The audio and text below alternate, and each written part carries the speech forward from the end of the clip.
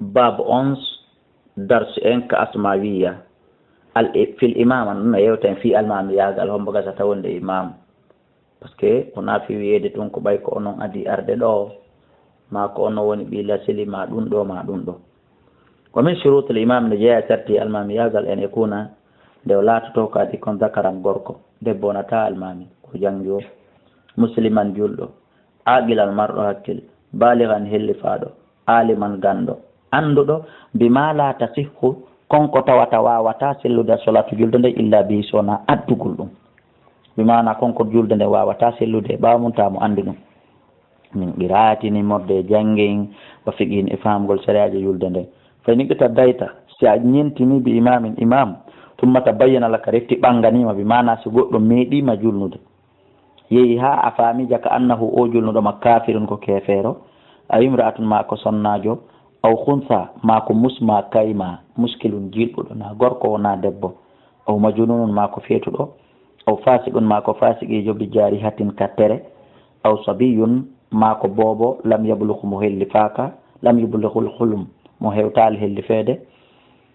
aw muhdisun ma ko marɗo tayre ta'ammadal hadasa har kadi o tewi pas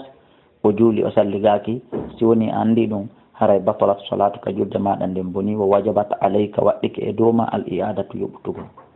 andas famike o istabu hino yiɗa salamatul a'dai hisugol tere ɗen fop lil imam wonande imam on ko ɓuura yiɗede kon o tawnamo jungo woto ma koyngal gotal na laƴowo na boygejo na mo yitere wotere ko ɗum woni ko yiɗa kon wa tukra hono aña imamul aqtay imamu taƴuɗo jungo ma koyngal masalan wal ashalli e boygejo wa sahibi salsali salasi wa sahibi salasi e jomiraɗo core ta sono kala bawle no yuppo tun no woodi marɓe nden nawnahare wa man bihi e mawni mum ɓuruhun barmiji ɗuɗuɗi e ɓandu makko ndum ɓeɗo fof no añande ɓe julnata lisso hihi wonande selluɗo amma siko sifaɓe maɓɓe ɓe wawi julnude amma selluɗo hara hino aña wa imamatu hono kadi almami yagal man yukrahu on mo aña wa yukrahu hino añana lil khaswi wonande ɓuƴaɗo andi no woodi haray ɓuƴaɗo woodi yimɓe criminel ɓe ɓuƴowo gorko wano sikuliri ma sakari ma ngari ɓuƴirte wal aqlafi e ko wiyete kon aqlafi wal ma'bun e ko wiyete kon ma'bun mi famal fiɗo ɗiɗo ɗiɗi wa majhulil hal e majjaɗo al hal mo tata yimɓe ɓen fama programme muɗum few wa waladi zina e ɓiɗɗo zina aden fattujo bi mana wal abdi e jiyaɗo oɗo kadi hino añana nde o wonata imami fil faridati ka julde farilla an yakuna nde wonata imama ratiban imamu ratibi ka julirde bi khilafi nafilati no lutodiri e nafila fa inna no nafila la tukrahu añanaka julnugol makko bi wahidin hay goto min hum ɓe kontaɓe ɗo ara ɓe wawi julnude tamaman wa tajuzu no dagi imamatul ama almamijo bunɗo no dagi nde bunɗo julnata wal mukhalafa fil furu'i e lutodirɓe ka calɗi ko wiyete lutodirɓe ka calɗi hakkunde masalan ni ahlu sunna al jamaa e masalan hakkunde fiɓowo juuɗe tamowo juuɗe ka ɓernde fontowo juuɗe masalan hakkunde feññinowo bisimillahi rahmani rahim e suuɗo bisimillahi rahmani rahim ka julde masalan hakkunde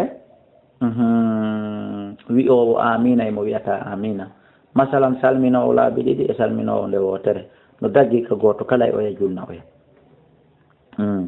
wal innini e ñondojo no daggi ka ñondojo julno wal mujazdan emo ɗamajam illa an yastadda si wona tiiɗa judamuhu ɗamajam makko ɗan wa yadurru tawa lorray bi man halfahu wonɓe ɓaawa makko ɓen fa yunaha anhu haray on ɗon yo pottito ɓe yo yiilo o lontina goɗɗo haray on ɗon yo accirno imamu yagal ngal wa yajuzu no dago uluwul ma'mumi towgol ɓaawo ɓen ala imamihi e hoore imam mum on wala bi saftin hay ko wongol e hoore dal building ji imam o wona ley ellala wala yajuzu kono dagantako lil imam on kañum al uluwu towgol ala ma'mumihi e dow ɓaawoɓe makko ɓe on julnude ɓen illa bi shay'il yasir so na hara ko pihun seeɗon hara ko towande go kunni kal cibri wono cuɓal wona wi e ko nandata en hara mi hira bon koye mahe towne won cuɓal ɗum e ko nandata en so na ɗum haray ɗum ɗum dagatako wayno qasodal imam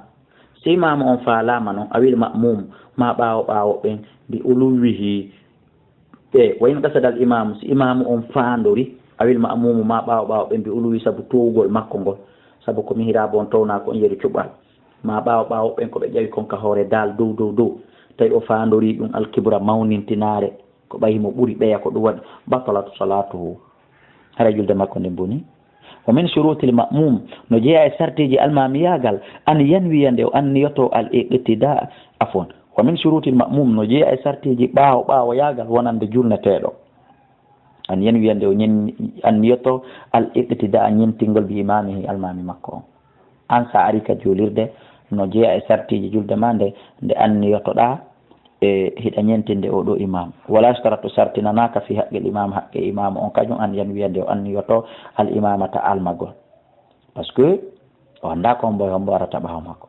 illa fi arba'in sona masaila sona e nokkeli nayyi fi salatil jum'a julde juma wo ɗon o anniyoto wa salatil jam'i e julde hawtidirgol hakkude futuro e geeƴe ma alansara e futuro fana e alansara wo ɗon kadi o anniyoto wa salatil khawfi e julde kulol wa salatil istikhlafi e julde luntingol masalan imamu on heɓa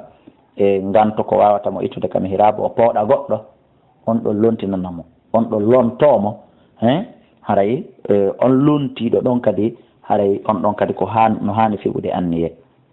wa zada baɗum yoga e maɓɓe hino ɓeydi fadlal jama'a ɓurnugol julde jama e alal khilaf kono woni e lutodiral moƴƴa fi dalika e ɗum ɗon wa istahabbu hino yiɗa taqdimu sultan kombo premier adi hani adade wonde imam no yiɗa addegol ardingol as sultana lamɗo on so tawi woni ko jannguɗo diina kam faami ko nunɗuɗo kon ɓuri handude fil imamati e almamiyagal si on ɗon feƴƴi kombon desen summa rabbul manzil jongalle ɗen so tawi ko jannguɗo fewɗo nunɗuɗo si tawi on ɗon feƴƴi summal mustaajiru refti luuɗo on si yimɓe ɓen ari tawimi min ɗo luwi ka galle ɗo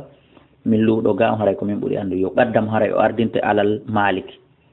e dow ko ɗum woni e jeyɗo galle ɗen on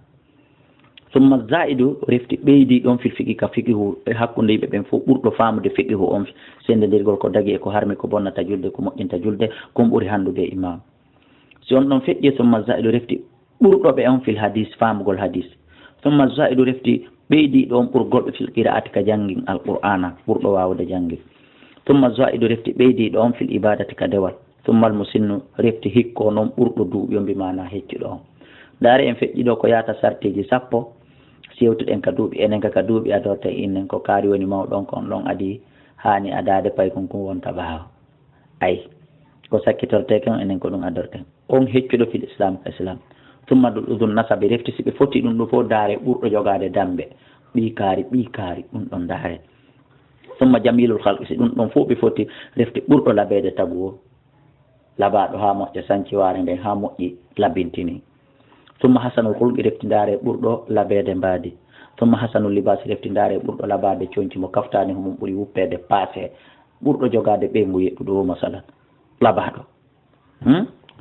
ɗum ɗon fof ndaare waman kana law kala mo laatani ɗum haqqun haqqe fitta qdimi e ardagol fil imamati ka almami yagal